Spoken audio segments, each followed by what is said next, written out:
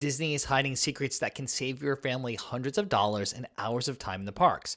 So today we're sharing the insider Disney loopholes from hidden perks to shopping hacks. And stick around as we reveal the loophole that can save families 5% off everything, regardless of the current promotions. That way you'll be one step ahead of everyone else in the parks. Up next.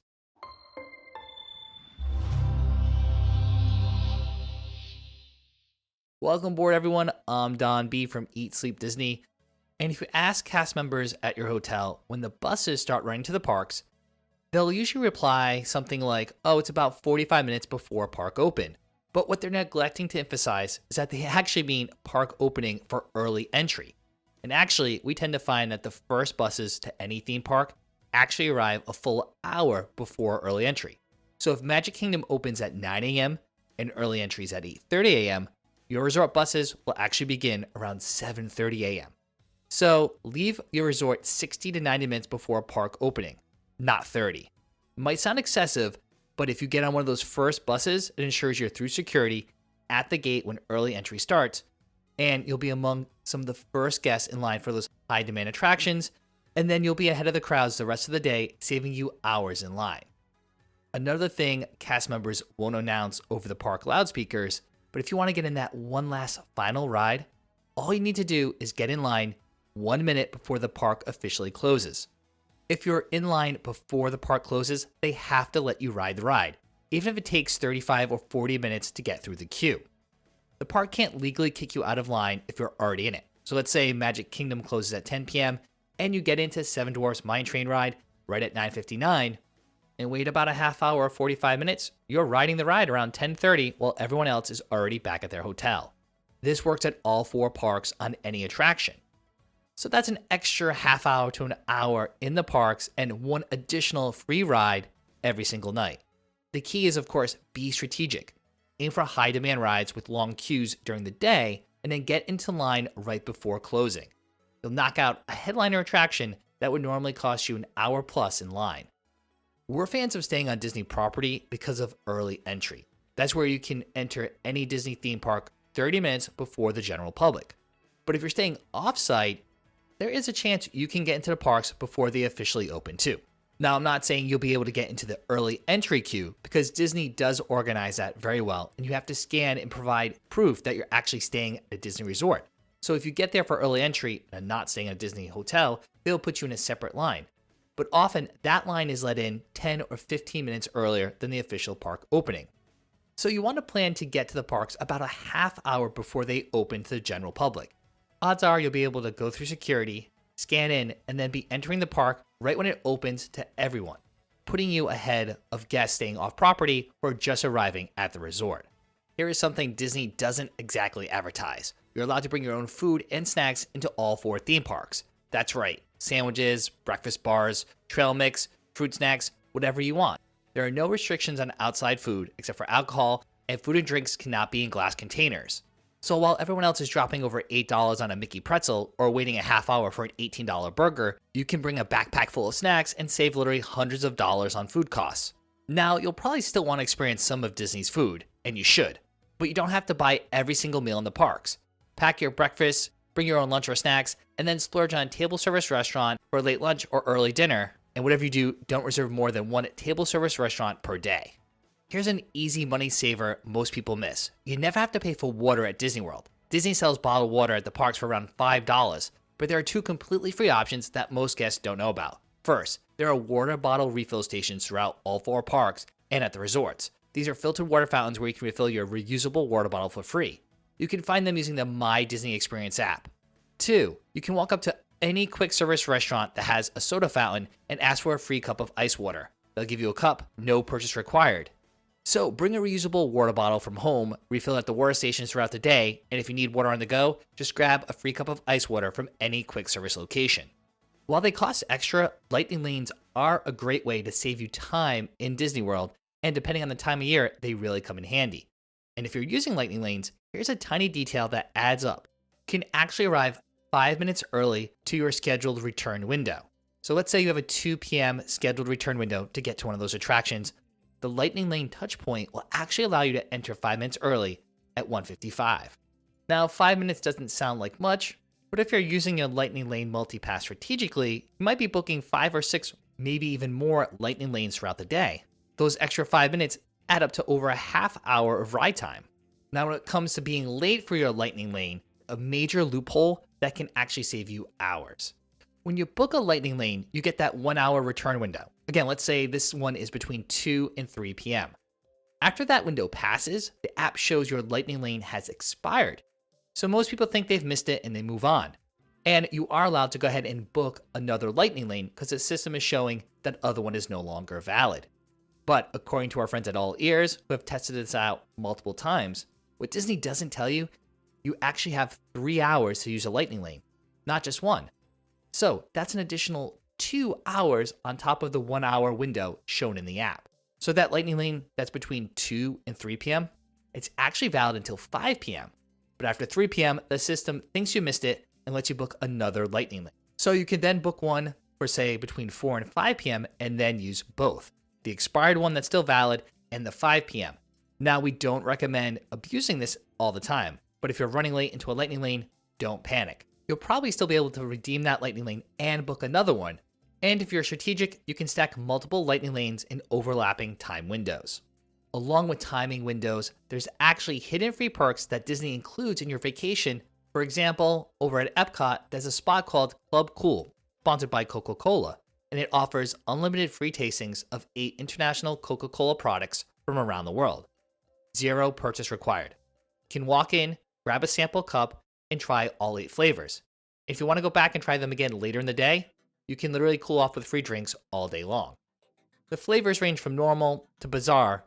It's a fun experience, it's completely free, and it's air conditioned, so it's a great way to take a break from the Florida heat. It's located right next to the Connections shop in EPCOT, and many guests just walk right by it without knowing it's even there. Here's another one that shocks people and can literally cut your dining costs in half. At most Disney restaurants, adults are allowed to order from the kids menu. While the menus will claim they're for children aged 3 to 9, typically Disney allows anyone to order off that menu. Kids meals typically run between $8 and $15, and adult entrees, well, they can run between $18 and $30, if not more, depending on the restaurant. Now, it isn't official Disney policy printed anywhere saying adults can order off the kids menu, but in practice, most servers will say yes when you ask. While the portions are smaller, portions at Disney are pretty big anyway. And honestly, the kids menu often has the same quality as adult versions, just less food. This loophole definitely works at quick service restaurants too. Whether you order in person or through mobile ordering, guests can order from the kids menu even if there are no kids on the reservation. So if you're at a table service restaurant and not super hungry, just go ahead and order off the kids menu. The worst case, the server will say no, and you have to order an adult menu. But then you can just share it. Disney doesn't charge a plate fee for adults when they share a starter or entree, so you can still save money using that strategy. Just keep in mind, this loophole only works at a la carte restaurants and restaurants that do not have a prefix menu. If you're dining at a venue like a buffet or a signature restaurant that has a 3-course meal like Be Our Guest, regardless of what you order, you'll be charged full price if you're over 9 years old. Now, Disney sells themed popcorn buckets from anywhere for $15 to $30. They're cute, they're collectible, they're expensive. But Disney lures you in saying that if you buy a popcorn bucket, you can get unlimited discounted refills for the length of your stay. But here's the secret. Bring any old Disney popcorn bucket from a previous trip, and I do mean any. I have several popcorn buckets, and I've been using the same one since 2021, and you can still get the same discounted $2 refills every single time. Of course, Disney isn't going to tell you that your old bucket still qualifies for refills because obviously they want you to buy a new one. But the cast members at popcorn stands don't seem to care. If it's a Disney popcorn bucket, you get the $2 refill with some money saved. Of course, my wife Heidi is just waiting for the day when I go to get my old Disney popcorn bucket refilled and the cast member says, "Sorry, sir, I can't refill this bucket. You didn't buy it during this trip." As we mentioned earlier, there's one Disney World loophole that can save you up to 5% off the top of everything, regardless of the current deals or promotions. And simply, this hack is buying Disney gift cards at Target and using a Target Red Card, which automatically gives you 5% off everything. You can then purchase those discounted gift cards to pay for everything: your park tickets, your hotel rooms, food, merchandise, souvenirs, lightning lanes, you name it. Everything. You're essentially stacking a 5% discount on top of whatever other discounts Disney's already offering. So if you're planning a $5,000 Disney vacation, buying $5,000 in Disney gift cards with your Target Red Card can save you $250.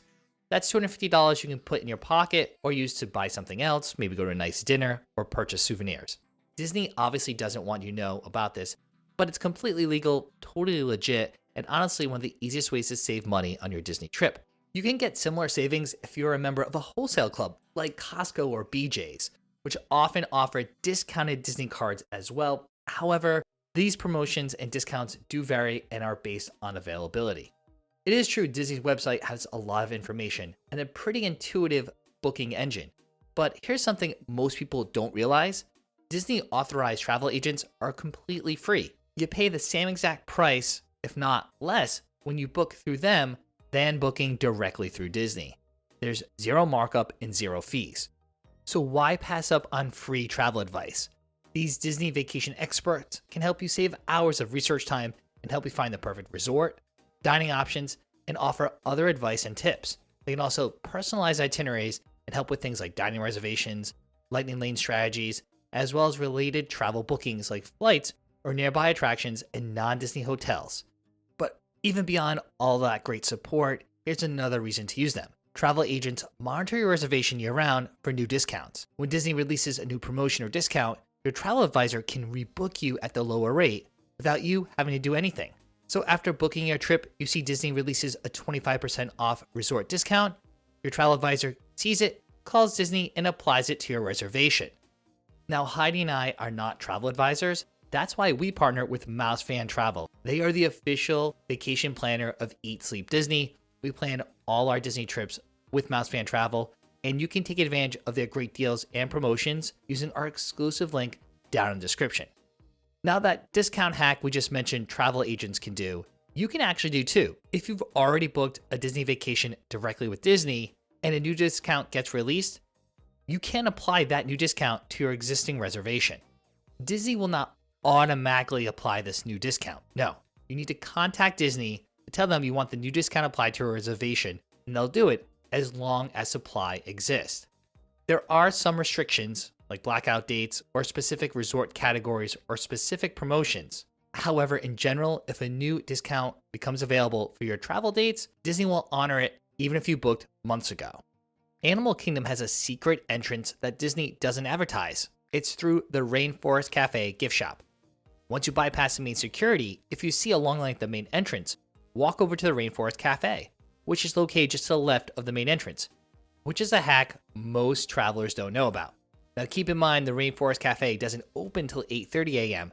and Animal Kingdom often opens at 8 a.m. with early entry at 7:30 a.m. So this entrance hack won't help you for early entry or rope drop, but for mid-morning arrivals or if the main entrance is slammed, it's a solid alternative. Over at EPCOT, most people walk around the entire World Showcase loop. It's 1.25 miles around, but by the end of the day, your feet are going to be killing and you'll be exhausted, especially if you do this route multiple times. But there's a friendship boat that often runs between the front of the park and the back of World Showcase. It's free transportation that can save you 30 minutes of walking, and it's rarely crowded because most guests don't even know that exists. The boats aren't prominently marked on the park maps, and there's no big signage directing you to them, but you'll find the boat docks near the front of EPCOT, with launches near the port of entry and Disney trade gift shops, and the back of World Showcase with boat launches in between Morocco and France pavilions, as well as a launch between the Germany and Italian pavilions. If you're trying to score hard-to-get dining reservations like Cinderella's Royal Table or Space 220, you can take advantage of a dining reservation loophole for guests staying at Disney resorts. Disney tells everyone that dining reservations open 60 days in advance, usually around 6 a.m. Eastern Time. But what they don't emphasize is that Disney resort guests get 60 days plus the length of their stay, the 10 extra days for longer trips. So let's say you're booking a 7-night vacation starting December 1st. A regular guest can start booking dining reservations on October 2nd, which is 60 days before December 1st. But you, as a resort guest, can start booking on October 2nd for your entire 7-night stay, which means you can book reservations all the way through December 8th. That's why we recommend trying to book those hard-to-get restaurants towards the end of your trip because you're going to be days ahead of everyone else trying to get the same reservations who are not staying on property. In some instances, you'll literally have a complete week head start on everyone else. If you're currently staying at a Disney resort and you're already thinking about your next Disney trip, book it within 7 days of your current checkout date, and you can save up to 35% off your next stay with a bounce back offer. Now, it's inconsistent. You may receive a flyer or an email promoting this offer, but more and more people are reporting that they were not aware of this promotion. But it's simple to take advantage of this perk. In fact, if you're still on property, you can call directly from your hotel room and speak to a Disney representative. When you get home, you have 7 days to book, either online, using the link in your email, contacting your travel advisor, or calling Disney. While taking advantage of the bounce back offer is a great way to save money on a Disney World vacation, it's not the only one. So click or tap on our Disney World on a Budget video right here on YouTube, where we show you how to have all the fun and magic at Disney World for half the cost. From booking strategies to dining hacks, we show you how the experts save the most money at Disney. That way, your next trip will truly be unforgettable.